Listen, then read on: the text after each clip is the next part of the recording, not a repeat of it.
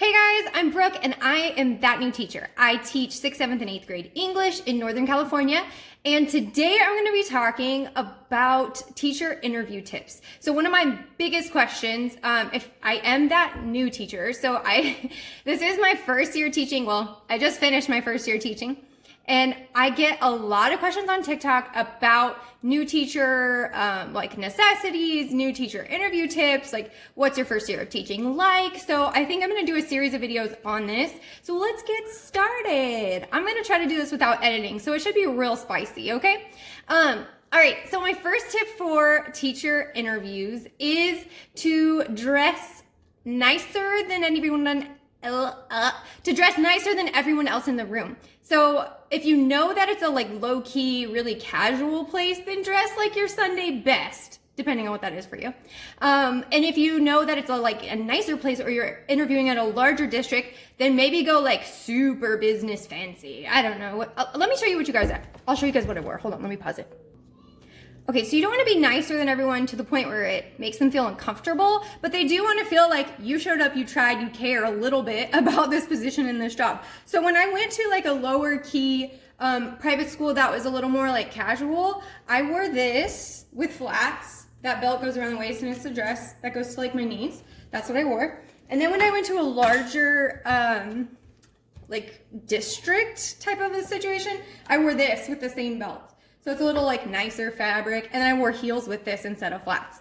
So those are the things that I wore to my interviews. So my next tip is, I feel the biggest one. This one's the clutch one that I think a lot of people don't think about. And it is to answer every question with the employer in mind.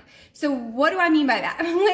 When they ask you a question, they don't really want to know you. They want to get to know you enough, but they really want to know, what do you offer for us? What are you going to bring to the table here? So when they ask you, hey, tell me about yourself. They don't want to know that you love Disney and you go to Disneyland every day, or they might like to know that if it's relevant to them.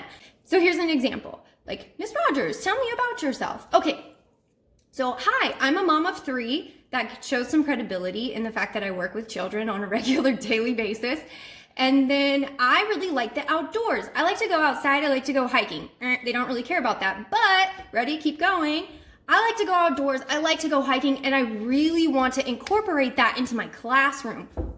You're turning it around. You're telling them how that benefits them. They're like, ooh, that's nice. She's going to take those kindergartners on a nature walk. They're thinking about how your personality will fit in their classrooms. So you want to always turn everything around to be how it benefits them. For example, I do a lot with my church. So I could say I do a lot of community outreaches with my church, and it's actually, we did an outreach right down the street, and I think I've probably interacted with some of your students on that outreach. Boom! So you're involved in the community, this community, and that's a way that you're going to benefit me. So always try to think of ways that you can turn it around to benefit them. Why do we care that you are these things or that you do these things? The next tip I'm going to give you is to show up with some loaded examples. So a lot of people think they need to show up with a big fat portfolio, which I've shown up with a portfolio to one, they didn't even look at it. I showed up with a portfolio to the other one, they didn't even look at it. So then the third one, I didn't even bring it. And I did get all 3 of those jobs, or get accepted for all 3 of those jobs.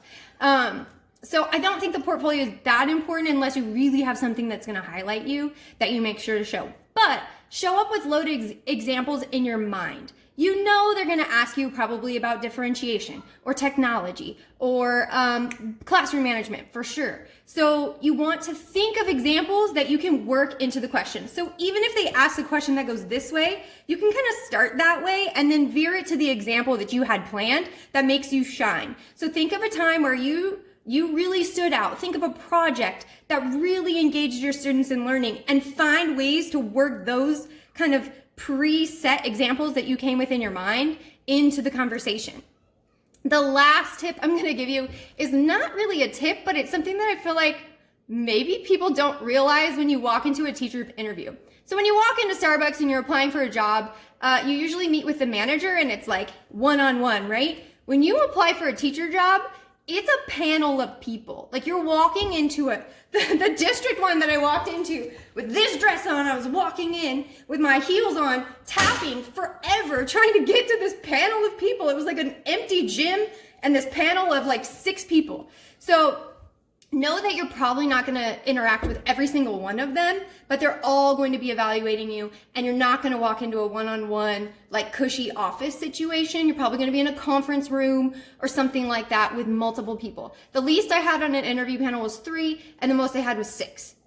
And the 6 people, they just like showed up the whole staff that I would have been working with. So they kind of like brought the history teacher in and everybody, and also the admin. So that is something you should know going into it. It's not going to be one-on-one. I don't want you to be shocked when you walk in and you have all these people in front of you, because it can be kind of scary.